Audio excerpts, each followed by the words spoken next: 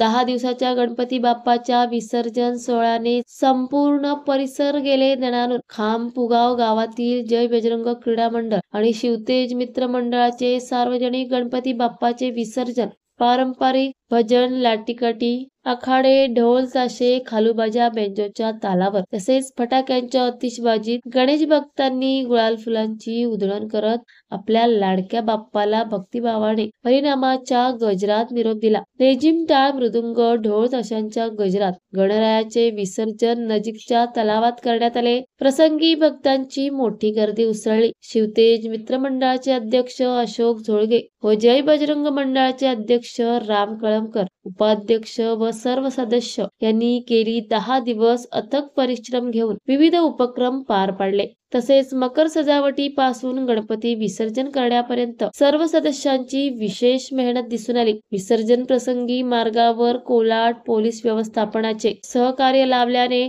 मंडळाचे अध्यक्ष राम कळमकर यांनी मंडळाच्या वतीने गणेश भक्तांचे तसेच पोलीस प्रशासनाचे आभार व्यक्त केले.